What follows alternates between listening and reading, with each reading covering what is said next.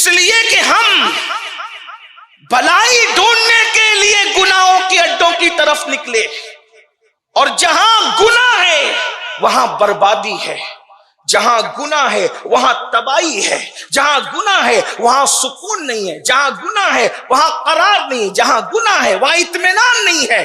اس لیے کہ اچھی طرح یاد رکھنا، گناہ چھوٹا ہو یا بڑا، حضرت سیدنا فاروق اعظم رضی اللہ تعالیٰ نے ارشاد فرماتے ہیں گناہ چھوٹا ہو یا بڑا، مجھے اتنا سمجھتا ہے کہ گناہ سے رسول اللہ کا دل دکھتا ہے۔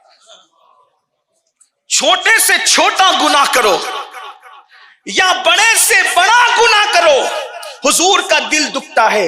آپ سے پوچھتا ہوں، اگر راستے پر بیٹھنے والے بھکاری کا کوئی دل دکھائے،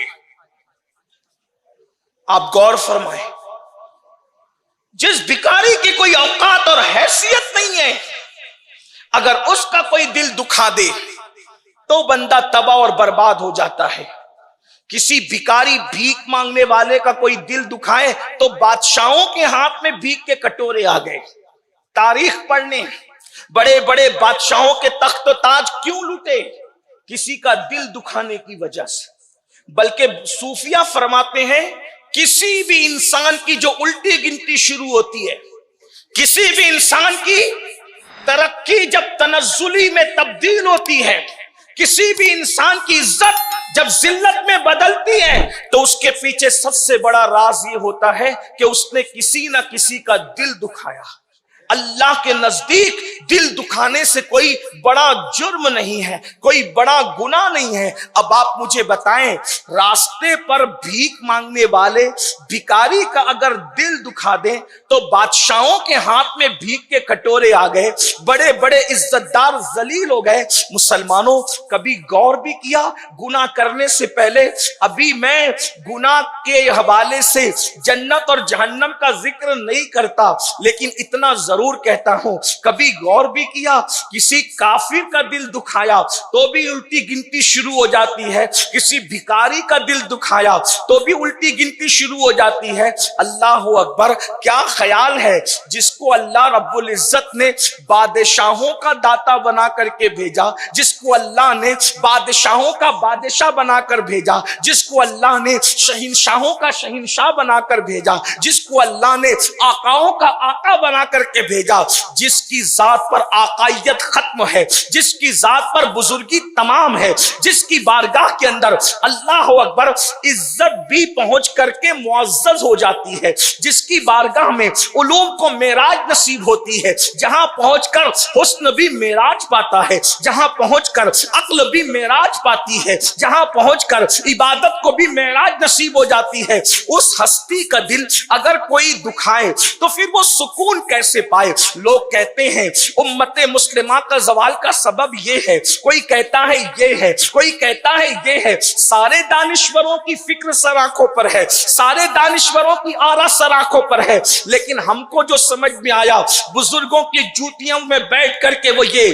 اللہ اکبر! سیدنا فاروق اعظم فرماتے ہیں گناہ کوئی بھی کرو، چھوٹے سے چھوٹا ہو یا بڑے سے بڑا، وہ ڈائریکٹ رسول اللہ کے دل کو تکلیف پہنچاتا ہے، حضور کا دل دکھاتا ہے۔ مجھے بتاؤ، اب مسلمان رو رہا ہے کہ ہماری لاشیں بے گور و کفن کہیں پر تڑپ رہی ہے، اب مسلمان بے چین ہو رہا ہے، ہماری بیٹیوں کا سہاگ اجڑ رہا ہے، مسلمان اب بے چین ہے، مرثیہ خواہ ہے کہ لاشیں خاک و خون میں تڑپ رہی ہے، ننھے ننھے بچے یتیم ہو رہے ہیں، ہمارے گھروں سے دھویں اٹھ رہے ہیں، ہماری بستیاں جل رہی ہے، ہماری قوم گھر کے بے گھر ہو رہی ہے۔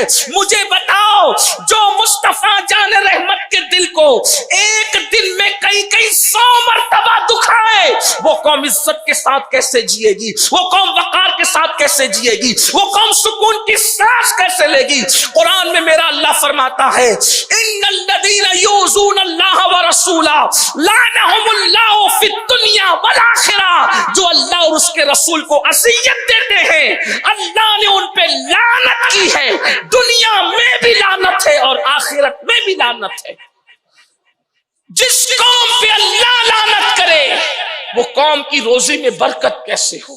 جس قوم پہ اللہ لعنت کرے اس قوم کو عزت کیسے ملے؟ جس قوم پہ اللہ لعنت کرے وہ قوم سکون اور اطمینان کی سانس کیسے لے؟ تو یاد رکھنا، گناہ سے حضور علیہ الصلوۃ والتسلیم کے دل کو تکلیف پہنچتی ہے، حضور کے دل کو اذیت پہنچتی ہے۔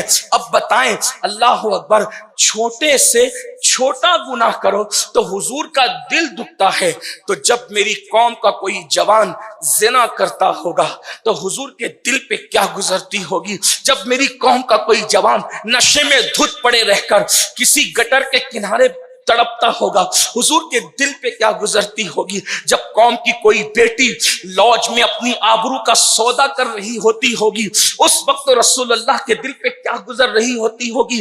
جس وقت مسجد کے اندر کوئی امام اور مؤذن تیسرے مقتدی کا انتظار کر رہا ہوتا ہوگا فجر میں کہ وہ آئے گا تو جماعت قائم ہوگی، یعنی مسجدیں اتنی سنی سنی ہوتی ہوگی تو حضور کے دل پر کیا گزرتی ہوگی؟ جب داڑیاں منڈا کر لوگ گٹروں میں پھینکواتے ہوں گے تو حضور کے دل پر کیا گزرتی ہوگی؟ جب مسلمان سود کا اور سٹے کا دھندا کر کے حرام لقمہ اپنے پیٹ میں اتار رہا ہوتا ہوگا اس وقت حضور کے دل پر کیا گزر رہی ہوتی ہوگی؟ مجھے بتاؤ تو صحیح میرے آقا صلی اللہ علیہ وآلہ وسلم کے دیوانوں، طائف کی وادیوں کے پتھر، ذرا دل کے کانوں سے سننا، عشق مصطفیٰ کا دعویٰ کرنے والوں، محبت رسول کا دعویٰ کرنے والوں، مجھے بتاؤ طائف کی وادیوں کے پتھر رسول اللہ کے جسم نازنین کو زخمی کرتے ہیں، مگر ہمارے گناہوں کے نشتر حضور اکرم صلی اللہ علیہ وآلہ وسلم کے دل کو زخمی کرتے ہیں، حضور کے دل کو تکلیف پہنچاتے ہیں، حضور کے دل کو اذیت پہنچاتے ہیں۔ آج مسلمان یہ سوچتا ہے مولانا گناہ کریں گے تو قبر میں اس کا جو عذاب ہوگا دیکھا جائے گا، محشر میں جو اس کا عذاب ہو دیکھا جائے گا۔ یہ غلط فہمی ہے اور سخت ترین غلط فہمی ہے۔ گناہ کا عذاب صرف قبر میں نہیں ہے، گناہ کا عذاب صرف میدان محشر میں نہیں ہے۔ اور میرے بھائیوں، اگر قبر اور محشر میں بھی ہو تو بھی ہم اس کو برداشت نہیں کر سکتے۔